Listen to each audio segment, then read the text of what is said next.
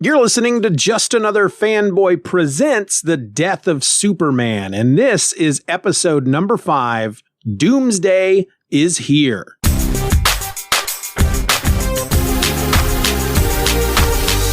Hello and welcome to Just Another Fanboy Presents The Death of Superman. I'm your host. My name is Steven. And again, we don't have an introduction this week, folks. That's okay, right? We don't have to have one every week. We will have one next week, however, because next week is a big week, and I'll be handling that introduction myself. And hey, if you want to submit an introduction that we can use as a cold opening for a future episode, all you have to do is record yourself answering this question. Where were you when Superman died? Then send the file over to me at justanotherfanboy@gmail.com and just make sure to include in that email how you want to be identified on the episode, where the listeners can find you online, and any podcast or project that you would like me to plug. I, of course, reserve the right to refuse any submission because I'm not going to be plugging a podcast or a website that's full of hate speech or really full of anything that I may deem offensive. And again, folks, it's my podcast. I'm the one who gets to make that call. Now, you can find more information in the Where Were You When Superman Died bonus episode, which you can find right here on this feed. All right, so today we have entered week 5 of the Death of Superman epic crossover event, which means we're looking at Superman, Man of Steel, issue number 19. This issue hit the stands this week, 30 years ago, on November 10th, 1992. It had a cover price of $1.25, and the title of this issue is Doomsday is Here. It was written by Louise Simonson, pencils by Jon Bogdanove, inks by Dennis Janke. The colorist was Glenn Whitmore, and the letterer was Bill Oakley. Now, once again, DCFandom.com has failed me when it comes to the synopsis that was written for this issue, because we just have one sentence: Doomsday and Superman's fight has reached Metropolis and is nearing the end. All right, that's all we got, folks. Thank you for joining us this week. And that, I mean, again, basically, yes, that is true. And it actually speaks to the title of this issue. And we've had a lot of titles so far in the first 5 weeks that refer to Doomsday coming, right? It's like Doomsday is coming, countdown to Doomsday, Doomsday is near, and now we have Doomsday is here. And this whole time, Doomsday's front and center in the books, right? So basically what these titles are referring to is that Doomsday is coming to Metropolis. Doomsday is near Metropolis. And then in this issue, Doomsday is here in Metropolis. So again, we have basically your big continuation of the knockdown, drag-out fight between Doomsday and Superman. At this point, if you remember from last week, Doomsday had come across a television commercial for a big wrestling event, War Bash 9000, I think it was called.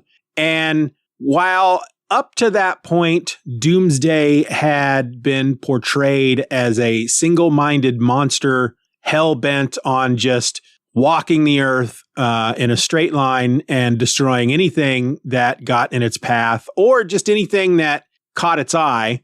We learned last week that there may be a little bit more to Doomsday. Not much, but a little bit more. He seems to seek out, I guess, something that he can fight or that might provide him with some kind of contest, which is why the commercial for War Bash 9000 piqued his interest, because there were obviously fighters of much stature involved, somewhat like a gladiatorial arena, and Doomsday apparently wanted to be a part of that. And we learn as we open up this issue that, you know, as we've been following Doomsday for the last 4 weeks up to week 5, much of his forward motion, much of his locomotion has been him walking. He's done some leaping now and again, but in essence, he's been kind of walking along, leaving this path of destruction behind him, tearing down anything that stood in his way, making small leaps now and again. But as this issue opens up, if we remember the last issue last week, he left Action Comics 684 leaping away from a sign that said Metropolis 60 miles and then landing atop a sign that said Metropolis 50 miles and then leaping back into the air. So once his mind was set on getting to Metropolis, the walking part of his journey was done. He's now in a hurry. And as we open up Man of Steel issue number 19, we learn that, well, the way Lois puts it, because we get some narration throughout this issue, throughout the fight, you have Lois and Jimmy overhead in a Daily Planet helicopter, and she is dictating her news article. And so the first two text boxes we get in this issue is Lois saying, the monster called Doomsday abandoned the furrow of destruction he plowed through Ohio and western New York State and headed in 10-mile leaps toward the East Coast and Metropolis. So Doomsday obviously has his mind set on getting to Metropolis, and now he's trying to get there as quickly as possible. With this issue, we have now gone down to 2 panels per page, and I have found that one might think that laying out a comic book page of just 2 panels might seem a bit boring. There's only so much you can do with layouts and 2 panels, but I think Jon Bogdanove does a fairly good job of mixing it up. He doesn't just put 1 panel on the top, 1 panel on the bottom, and then 1 panel on the left and 1 panel on the right. He's mixing it up. He's got 1 big panel with a small panel inside the big panel. He's doing different things, and I found that a little refreshing. Now, this first page, of course, again, 2 panels with Lois's narration, and Doomsday is now in the outskirts of Metropolis, basically, and he is tearing up a construction site. And we have a very brutal second panel on this page where Doomsday is standing over the body of a man that he has already beaten to death. He has blood on his right fist, and there is blood on the back of the man that's laying on the ground, or actually the way he's laying, it looks like he's laying on his back. You can't see his head, though. And then he has another guy in his other hand. He has the other construction worker by his head, and his head is being twisted at an unnatural angle, and there is a sound effect there that says crack. So Doomsday has just beat a man to death, probably with 1 punch to the face, based on the blood and the way the guy's laying and the blood that's splattered on the floor, on the ground and the dirt around him. And he's breaking the neck of another man, just all in this second panel on the first page of this comic. It's pretty brutal. And of course, he's saying, Metropolis. And the guy whose neck he is breaking actually tries to speak Metropolis. It said crack. And that's when he dies. And we've known, of course, you can't have read the past 4 weeks without understanding that Doomsday has killed people. They mention it, but I feel almost this panel is probably the most brutal and bloody we've seen so far. We literally see a guy getting his neck broken, and we have another guy surrounded, laying in a pool of his own blood. We get a 2-page spread that is still 2 panels. And we have Doomsday tossing aside the dude whose neck he has broken just as Superman flies into Doomsday's back. He's got the 2 fists out in front of him, and he just slams right into Doomsday's back and says, forget it, Doomsday, your rampage stops here. And it's a great panel. I mentioned when in episode 1, I think is when we talked about Man of Steel issue 18, and I talked about Jon Bogdanove and his art, and how he's probably my second favorite of the artists of these art teams doing these books. And this panel helps cement him in that spot because it's a great panel. So we have this whole thing going on while Superman and Doomsday are fighting. Superman, of course, is trying to stop him. It almost seems like he's more trying to just get him out of Metropolis at first than trying to stop him. And we have a lot of news helicopters overhead. And at one point, Jimmy makes this comment that he's getting some great shots because he's the photographer for the Daily Planet. He's getting some great shots, and that it must be his lucky year. because these shots that he's getting are the best he's ever gotten. And I remember reading this the first time through, and when I read it again today, my first thought was, wow, Jimmy, that's pretty callous. You know, Superman's out there fighting for his life, fighting for the lives of everybody in Metropolis, and you're patting yourself on the back for being able to, you know, feeling lucky enough for this situation to arise because you're getting some great shots. And then he follows it up with, don't sweat it, Lois, he's Superman, right? And you realize that Jimmy isn't being callous. He's not a callous person. He, like everybody else that's watching this on the TV, basically, because at this point, I'm sure the world are all glued to their television sets watching this, but everyone just assumes that Superman's going to win because he always does. Superman's going to save them, and there's nothing to worry about. It's just something fun to watch on TV. And that kind of helps to nail down one of the basic premises or the big point the writing teams are trying to make with this crossover event, is that, you know, I talked about this in episode 0. The reason they decided to kill him off is because they feel like the people who live within the DC universe and the readers, those of us who are reading these books, have gotten to the point where we have taken Superman for granted. We know he's going to win. He always wins. Nothing can stop him. And so nobody's ever worried. And they want to show the world that Superman is vulnerable, and they want to show the world what it would be like without Superman for a bit. And this is one of these moments in this issue that kind of helps nail that home to a bit. Because there's also a moment where we flash over to Smallville and we see Jonathan and Martha Kent huddled together on the couch, holding each other in fear of their son, watching this on TV. And Martha even points out that the TV reporters are being very callous. Their son is being beaten to a pulp, and these TV reporters are treating it like entertainment. And Jonathan, ever the voice of reason, reminds her that, you know, he may be their son, but to the world, he's Superman. And they're not trying to be callous. It's just that they don't think anything bad can happen to Superman. And it's a very nice panel to include at this point in the story. I don't think we've seen, I believe this is the first time in these 5 weeks that we know for a fact that Jonathan and Martha are watching this on TV, which is really quite heartbreaking, especially if you're a parent and you have to sit there in another town and watch your son put his life on the line to help others. And you really don't know. I mean, as a parent, you're always going to fear the worst. And while everybody else in the world is watching this at the same time that Jonathan and Martha are watching this, and everybody else in the world doesn't have any fear or any worry that something, you know, nothing bad's going to happen to Superman. He always comes out in the end. Jonathan and Martha are very worried because that's their baby boy. And so it's like a very sobering moment in what is a very big budget popcorn movie type issue.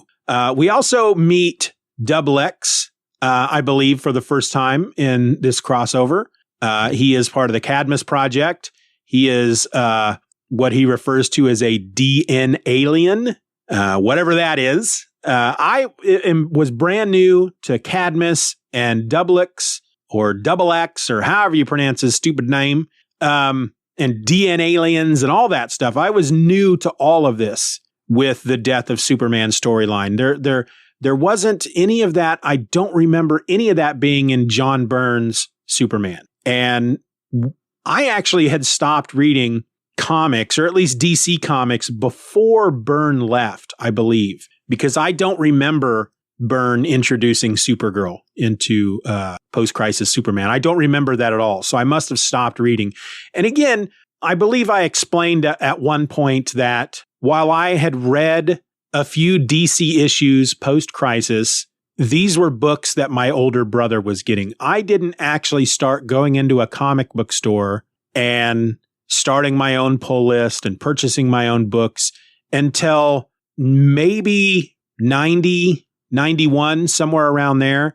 I was still fairly new to actually picking up my own books each week when this event came out. And this event is what brought me back to DC Comics because I wasn't really reading a lot. Throughout my whole history of reading comics, which has been very off and on, I read comics from the 80s to the mid to late 90s, and then I stopped. And then I got back into comics, around 2005, 2006. And I read, I don't know, until 2010, 2011. Maybe I went that long with it. I know it wasn't long after I stopped podcasting that first time around, which would have been around 2009, 2010, that I kind of got out of comics again because I couldn't afford it. And then thanks to digital and Hoopla, I got back into comics, 5-6 years ago. But during each of those spans of time in which I was reading comics, I was always reading Marvel comics.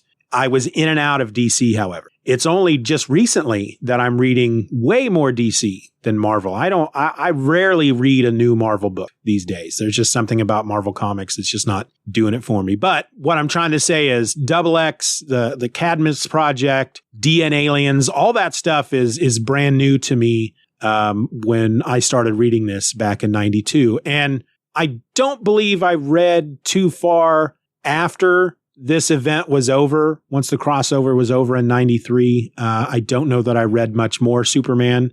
So even today, I don't have a lot of experience with who XX is, what a DN alien is, the Cadmus Project. I just know that everything I know about it ultimately comes from this crossover event. They do a lot of cloning. XX, I don't know if he's a clone, but he can read minds. He looks like a goat-headed dude, an alien goat type dude. And he comes into this issue speaking to Guardian in Guardian's mind because Guardian is head of security for Cadmus. And he's just checking in to see how Guardian's doing. Guardian's a little out of it. He was there in the previous issue when Superman and Doomsday were fighting in Habitat, which is just above Cadmus, which is underground. And Habitat is a big, like a community made of man-made trees almost. I think I explained it better in the last issue, but the whole habitat comes crumbling down atop Superman and Guardian. Superman wakes up first, of course, and takes off after Doomsday, and Guardian is just kind of coming to at this point. So he's kind of dazed. He's trying to figure out where he is. XX fills him in, and he voices, or at least through his mind, voices concern to Guardian that Doomsday may be one of theirs. There's a couple of times in this issue where a couple of theories are put up in regard to who Doomsday might be or where he may have come from. And it's not, again, if I remember correctly, it's not until sometime after the whole event is over that we ever find out who Doomsday is and where he came from. And in fact, that may be a topic of discussion. I know that there's a point during this event, all of February and pretty much all of March, all of February and most of March. Well, let's just say from February 2nd to April the 6th, there are only 2 issues that are released that tie into the Death of Superman storyline. So there's going to be a number of weeks in there, 8 weeks total, in which there will be no comics released. And I don't have, I'm not going to podcast during those weeks unless I come up with ideas for bonus content. Some bonus content could be feedback episodes if y'all want to provide me with some feedback. But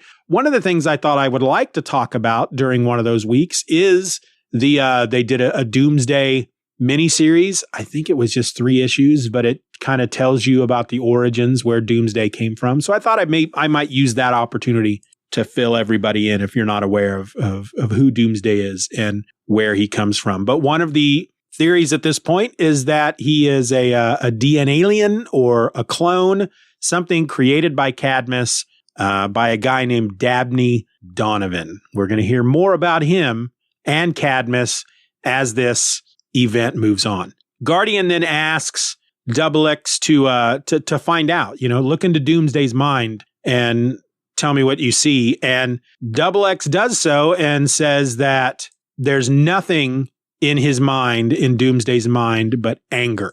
Anger and destruction. That's all Doomsday is thinking about. And so as the fight continues, Doomsday ends up somehow underground where the Underworlders live. You remember them from episode 1. And he's basically falling into their home in the sewers where they have 3 of these war worlders in some sort of prison box. These are the guys that helped orchestrate this revolution, I guess, that to try to get the Underworlders to come up to the surface and take over the surface world. And so Doomsday lands among these Underworlders and immediately punches this prison box, which is see-through, and destroys it, letting these 3 war worlders free, who one of them immediately goes to Doomsday as he's walking away to thank him for setting them free. And,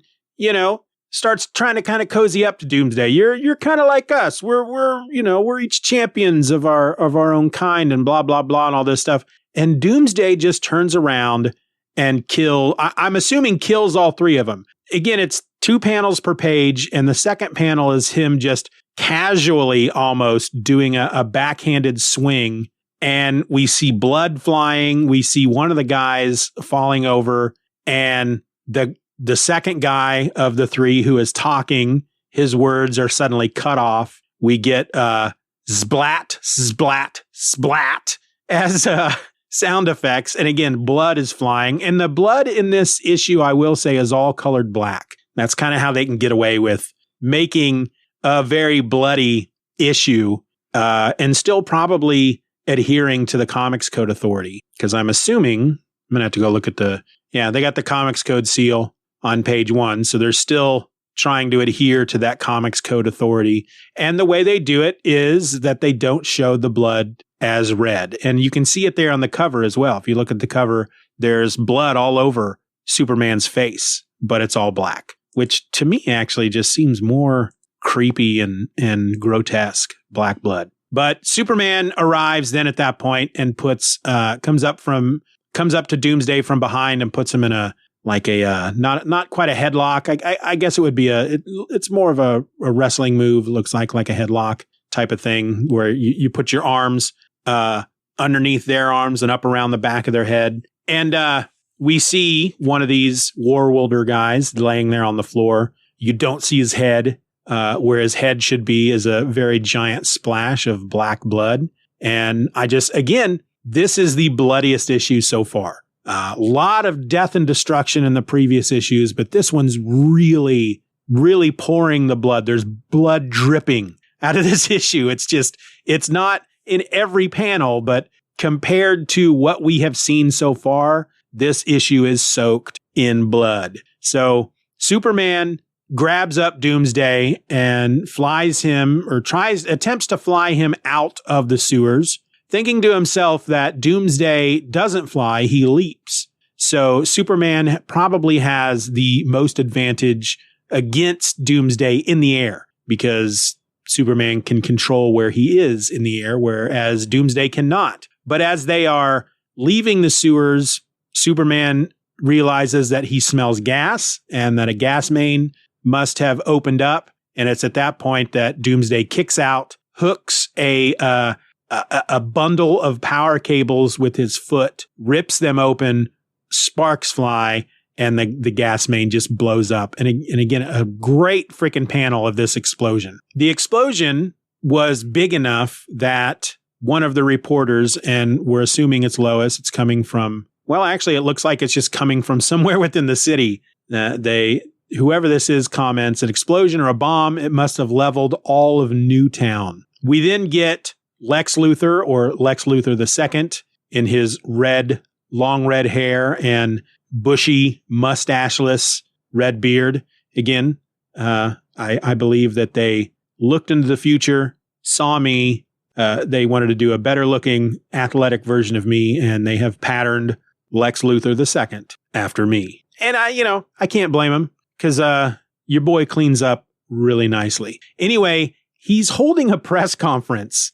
And they're in his building and it's shaking around them. And he is using this opportunity to lay the blame of Doomsday and all this destruction on Superman. He's putting it out there that Doomsday appears to have a grudge against Superman, and that Metropolis doesn't really need the kind of champion who draws such negative attention, and that Superman's presence here, Superman in their city, causes more harm than good. So, just basic, classic Lex, taking advantage of Lex Luthor using this tragedy to further his own means or his own agenda, which in this case is to try to create negative sentiment towards Superman. Supergirl is there with her, and she basically at this point almost asks Lex for permission to go help Superman. She says that she doesn't think Superman can handle it alone. Says, don't be annoyed, Lex, but I have to help him. And it's at that point that Lex is like, well, that's very generous. Please do. We have TV cameras pointed at us, so I have to pretend like I want you to go out there and protect this city. Because in his mind, Supergirl represents him. And if she can go out there and do something while making, that would make Lex Luthor look good and make Superman look bad, he at that point is all for it as he's standing in front of a news crew. So Superman, this is of course after the gas main has exploded. He's still holding Doomsday from behind. They're up in the air. Doomsday has, at this point, his suit is practically gone. He's wearing basically green biker shorts and green boots, and then just some remnants of the rest of the suit just hanging off of him in various places. And again, he's got a lot of bones poking out in certain areas of his body. He's got the claws that come out of his knuckles. He's got a row of bones that go up each forearm. He's got big spikes coming out of his shoulders. He's got what looks like a beard made of bones. He's got the bones that protect his eyes. And then he's got these two big blade-like, scythe-like, pointy bones jutting out of his elbows. And he uses one of these to pierce Superman in the side, causing blood to spurt. Superman kind of groans in agony, and Doomsday is able to throw Superman off of him. And it's at that point that Supergirl arrives and flies straight into Doomsday. And Doomsday takes her out with one punch. He manages to swing around in midair, punch her in the face. And it's at this point in the book where, again, I mentioned it in episode 0, that this is not the version of Supergirl that we knew before Crisis on Infinite Earths. And this is not the version of Supergirl that we know now. This is actually not even a Kryptonian. She is some sort of protoplasmic matrix, shape-shifting type being that has taken on the role of Supergirl. Doomsday punches her in the face. It's like her face just turns into silly putty. And I had no idea who this Supergirl was, other than just being Supergirl back then in 92 when I read this. And I freaked out a bit when that happened. I did not understand what was happening, why her face just turned into silly putty at that point. It kind of freaked me out. But then on the next page, we see her falling to the ground, and she is a completely different person. She's like a grayish alien, weird looking thing, and must be her natural form. I don't know. But as this is happening, we also meet Professor Emil Hamilton and a couple of friends of his, Bibbo, who will be kind of a big part, at least a big supporting character throughout this crossover, especially during the funeral for a friend. He is Superman's biggest fan, and they give him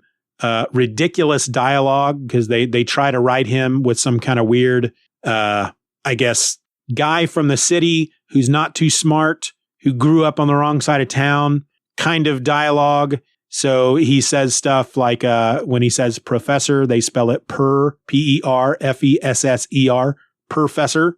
They really portray him as a bit of a, like almost an everyman idiot, punchy, because apparently he was an ex-boxer or something, but he owns a bar. And yeah, he says dis instead of this. And he's one of those characters that I rather like, but I wish they didn't do the dialogue the way they do the dialogue. It's sometimes very difficult to read. Anyway, Professor Hamilton is a big brain type of guy. He's basically the anti-Lex. He doesn't have a lot of money, but he's a super genius, and he tries to create stuff for the benefit of mankind. And he's out on the roof of his building with Bibbo and his girl Mildred, Hamilton's girl, and a big laser cannon that they're going to use to try to shoot Doomsday out of the sky. And so after Doomsday literally punches Supergirl into another person, Professor Hamilton fires the laser cannon, hits Doomsday in the back, and Doomsday manages to fall right on top of them.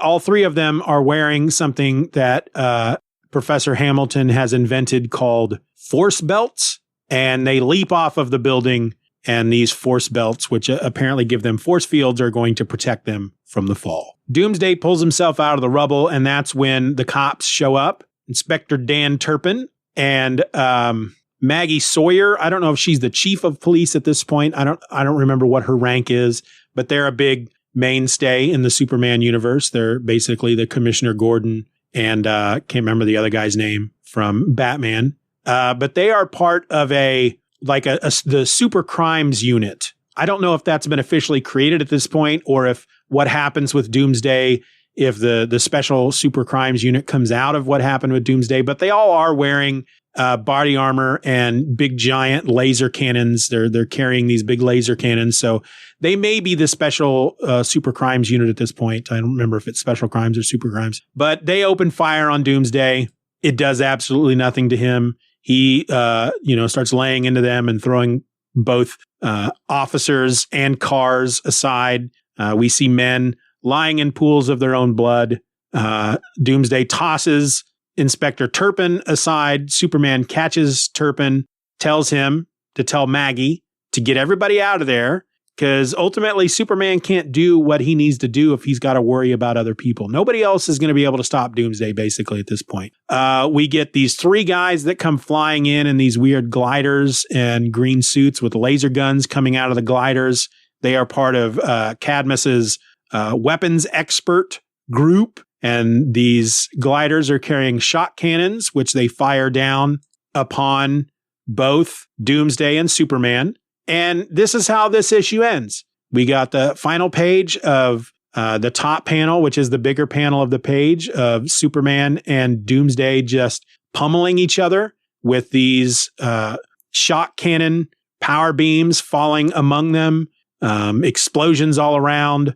And Superman is saying that Doomsday, he says, your rampage ends here, Doomsday, even if it kills me. And then in the last panel, it's just a close-up of his face, which has black blood all over it. And in his mind, he's saying, Metropolis is where I hold the line. And we see that it's going to be continued in Superman number 75 next week, which is the big issue, folks. It's the issue that Superman died, Superman number 75. And we'll talk more about that next week. This issue, of course, felt really short, and it really kind of was. I mean, you're ultimately you got a fight between two dudes, and each page only has 2 panels on it. There's not a lot that you can do with just 2 panels per page as far as story, without just really cramming it full of text, which doesn't make anybody happy in a story like this. So this issue really kind of flew by, and I'm assuming issue 75 will fly by as well. I mean, looking it up on Mike's Amazing World of Comics, issue 75 does have 48 pages, but those will be, looking it up on Mike's Amazing World of Comics, Superman number 75 has 32 pages, which is 10 more than your average single issue comic book from the time, but they're all splash pages. So that issue will probably fly by as well. But really enjoyed this one, despite sitting down to read it and getting to that last page and going, oh, that's it. Like 3 minutes later. Okay. It was still, again, it's a lot of fun at this point, and there's a lot of themes that they're kind of burying in there. And the one being the big one at this point being the theme that it's very obvious based on how the media is treating this, that the world takes Superman for granted, and everybody assumes at this point that Superman is going to stop the monster and he's going to be okay. There is one moment in the book where Superman cracks Doomsday, a fresh one, in the jaw, punches him square in the jaw, and we get a bit of broken teeth and some blood. I think it's the first time we see Doomsday bleed so far in the 5 weeks of this series. Superman's been freaking bleeding all over the place and has been showing obvious signs of fatigue, whereas Doomsday has not shown any adverse effects from this fight at all, except for that one panel where we see a bit of blood comes flying from his mouth when Superman punches him. And we get the feeling here at the end of this issue that Superman is no longer holding back. And I guess we'll see. We'll find out in the next issue if he's still if you feel at this point that he is now giving it his all. He's going at it 100%. He's not holding back in any fashion. But I feel like my memory is kind of tugging at me that there is a moment in issue 75 where he's like, all right, now I finally got to really open it up. I got to, there's no holding back at this point. But that may be more of, I'm giving it everything I've got at this point, but now I've got to try to find a little bit more, kind of like that Rocky moment. But I'm just super excited as I read these books because this event is told ultimately in 4 acts. Act number 1 is 6 weeks long and is basically the death of Superman, and it ends when Superman dies. The second act is Funeral for a Friend, which is a bit more boring. I don't think it's very long, the Funeral for a Friend. It may be shorter than the death of Superman, but it's just a lot of people mourning. What are we going to do? This is what the world is now, a lot of that. And, there's some drama in there and it's sad. And, but it's like the one, if I wanted to make myself skip any part of this event, it would be Funeral for a Friend. Cause I feel like it gets a bit slow during that area, during that part. And that's, any movie you're going to have in which your main character loses in the first act and then has to come back in the third act and win the whole thing. The second act is going to be a little slow. That's just the way it is. But the third act in this event will be the reign of the Supermen, which we get 4 new characters who one of them may or may not be Superman reincarnated or cloned or the spirit of Superman or something. And then we get the actual return of Superman. But I'm just really excited. I'm at that moment in the series in the event that's just really the adrenaline is pumping and everything is just big and bombastic and it's going to culminate next week. I've already talked about the art quite a bit in this episode. I'm really did enjoy it.